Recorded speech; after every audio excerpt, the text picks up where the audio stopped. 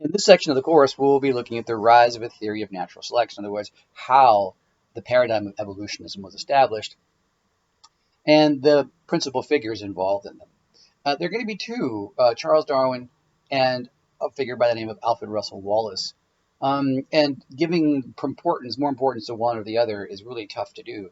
I will say that Charles Darwin gets probably the lion's share of the notoriety, and for principal reasons which we'll talk about, which may be fair or unfair depending on how you view these things. Additionally, we'll be looking at, what sort of preparation did Darwin need to have? In other words, the type of discoveries that Darwin was making were not possible without some sort of preconceived ideas in your head. You had to have some sort of framework to be able to observe the world. And he was living in a time where science was beginning to effloresce. Ideas had changed, with 100 to 200 years before him, and some previous knowledge that he knew about the world that allowed him to see the world, to make advances. I believe it was Newton who said, "It was because I see so far, I stand on the shoulders of giants." We'll be looking at a few of those figures, not many, but a few of those, because they are relatively important to understanding how Darwin could go out in the world and make the observations that he did, leading to probably the most important theory of the 19th and potentially the 20th century. Now, next, something about Darwin. He's very much like a George Washington figure. There's a lot of mythologizing that's been done to sort of make him better, than life, or bigger than life. And that's typical of what humans do.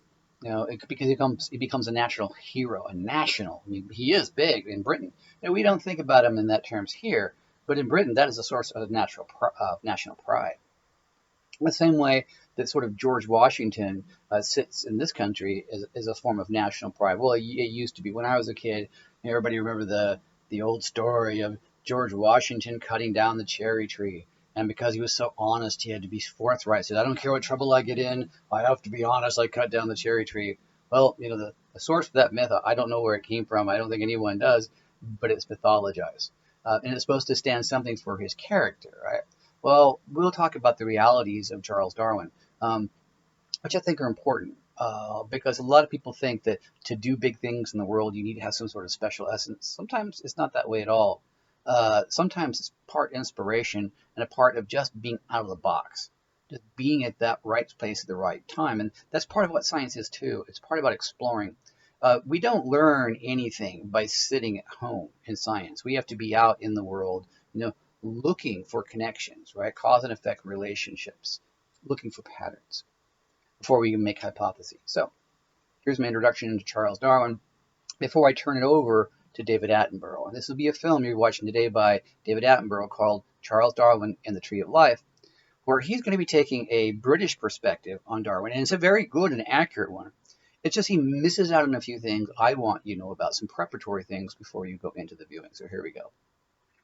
So, Darwin's born in 1809, and he's born into a really very wealthy family.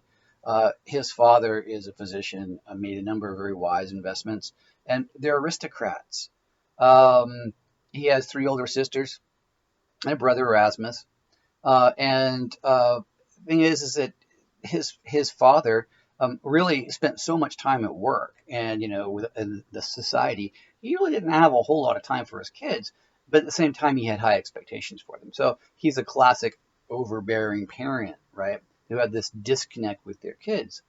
Well, the thing about it is that families were raised that way because there was this ideology, this thinking that if you were rich, there was something just special about you. You didn't need coaching or that much helping. You were just what they called a blue blood, right? Something that was in you, physiologically, that rich people were better than poor people. So you could just pull yourself up on your bootstraps because you had that inclination in you. And that sort of leaves children hanging a lot of times. And it sure did Darwin. So he was always in his father's shadow, and there's always a disconnect behind it. So in a way, that sort of didn't lend to a really fast development for Charles in his younger school years. And he really rebelled against many of the courses he was taking.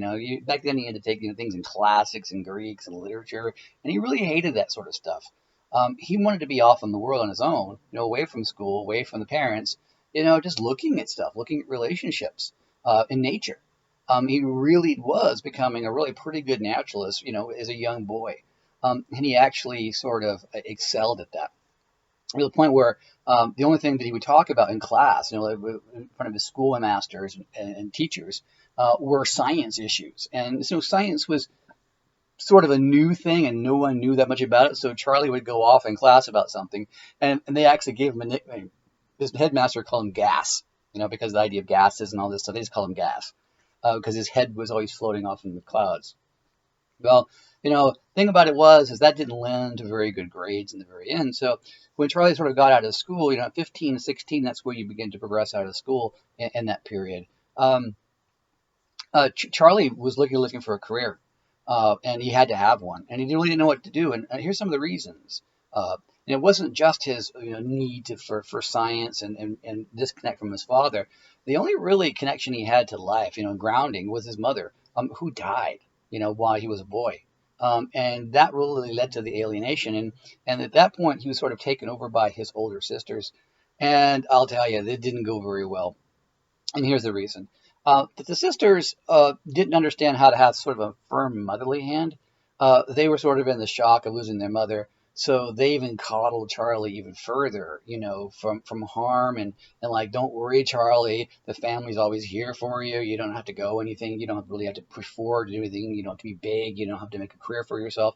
And he sort of floated through that until this reality about 15 or 16 sort of hit him when his father approached him and said, Charlie, now you have to do something because you can't be a social embarrassment. And that's really what it was. Well, the family had plenty of money to support all the kids. At that time, there was an expectation, again, if you were rich, you're going to do big things. And if you didn't, you would be a blight in the family and an embarrassment. That was the whole blue blood thing. So Charlie was sort of forced into figuring out what he wanted to do with his life. And he didn't really want to do the classic humanitarian, studies kind of thing, to become the literature teacher, the English teacher, and things like that. So his father offered him a bunch of different choices and sort of promoted the idea of Charlie becoming a physician. Said, Charles, why don't you be like me? Look at what I do. There's science involved in it, and I also help people. So it would be a good thing. So Charles like, sure, why not? So they send him to the University of Edinburgh in Scotland, where Charles doesn't last very long.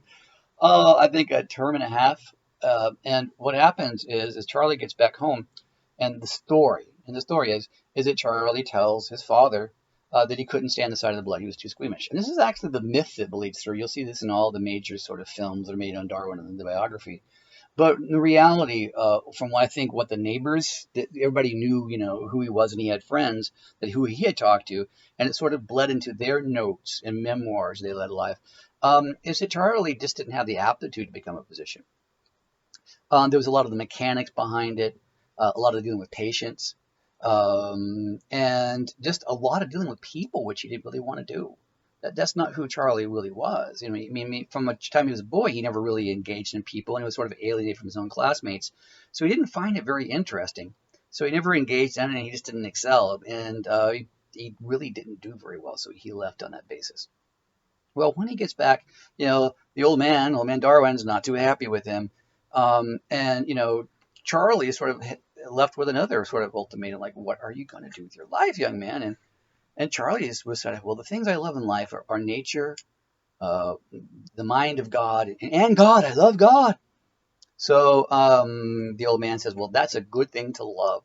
How about you become a minister, Charlie, or a parson? And Charlie says, I'd love to. So they send him back to school. This time he goes to Cambridge, and he studies for a degree in divinity, in which he eventually gets a degree in divinity. Very interesting, because he would never be able to use it. Because he had stage fright. He couldn't speak in public. This is when he went out to do like those little internships where they go out on the Sundays and there'll be a parson that allows him to do like a 10-minute introduction of what a student that he did. He couldn't do it. He'd shake. He'd be all nervous. He'd hide behind the pulpit. And he sort of knew, I have this degree and I'm not going to be able to utilize it. And the thing about it is, he had to come down to his family and say, I really have enjoyed this experience. I've got this bachelor's degree, and I just can't do this for a living. And you can imagine what, his father was sort of feeling inside at this time with those values, that Charlie had to do something with his life because it was important to the face of the family and all that kind of stuff. So, the old man was sitting there with him. I figured, what are your skill lists? And he goes, well, in college, he did not a number of things. He worked in some science labs, but they really weren't science labs. They were this new sort of life history thing that was happening in the universities, where so much exploration of the world was being done, and new specimens of life were coming in, and people trying to understand how life fits together in a systematic sort of way, which we call, systematics or taxonomy. Charles Darwin got involved in this in the colleges. He was working in some of the labs and some of the courses that he had on the side, which he really enjoyed, to take his mind off the tedious boredom of the classic studies he had to have for his religious degree.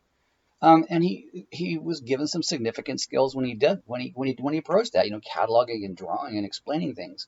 So with the help of his father, who had some really good connections in the Navy, uh, Charles Darwin got shortlisted on an interview list to get on a naval exploration vessel called the Beagle. And, this is Charles' chance to go out on the world, but, it's not one that he was really relishing in, because this is a 5-year journey. And at this point, Darwin is 22 years of age. In addition to this, he was madly in love with his cousin, Emma Wedgeworth. That's his mother's brother's daughter. So that's a very close, like a close relationship. And in those days, that was perfectly acceptable. And he's going to leave all that life behind. So this better really be worth it, very exciting to him. And additionally, Charles Darwin would get seasick at, basically just sitting in the tub. I mean, literally, he couldn't take a rowboat across even small rivers or streams without developing some form of sort of seasickness.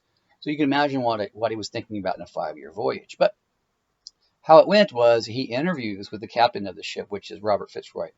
And Rob Fitzroy took an immediate liking to him. And this is why he needed to have a liking to him. Rob Fitzroy was had suffered from neurosis, that he was projecting what life would be like for him for a 5-year voyage. And he wrote in his own memoirs, I was worried constantly about having nothing but the, quote, scallywags to speak with, right, to converse with, he said. And what he meant by that is the underclassmen of the votes would not have been, a really good source of communication, and he was worried about the effects of isolation. So when he met Darwin, they instantly had this sort of they clicked with each other. They were chatting all night long and laughing and giggling. And Robert Fitzroy, I love this young man. This is the guy who will entertain me and keep me sane for the 5-year voyage. And he's reasonably qualified. So really, that's what got Darwin the job. And Darwin really, because of that experience with Rob Fitzroy, sort of overcame his fears that allowed him to sail on the Beagle. So this voyage of the Beagle was one of a very serendipitous voyage for Darwin. Nowhere in his life had he planned to be able to be on a boat like this, or he could have projected something like this would end up in his life. And I think that's one of the lessons that we should learn about our educational processes too. While you may think you have a plan to be something, so many things hit you midway. And sometimes if you just go with it, if you go with what I call the bliss, if you follow your bliss, and I think that's what Charles Darwin did. He said, there's going to be problems with this voyage. I can see it, but I feel the bliss. And there's something that compels me to do it for the adventure.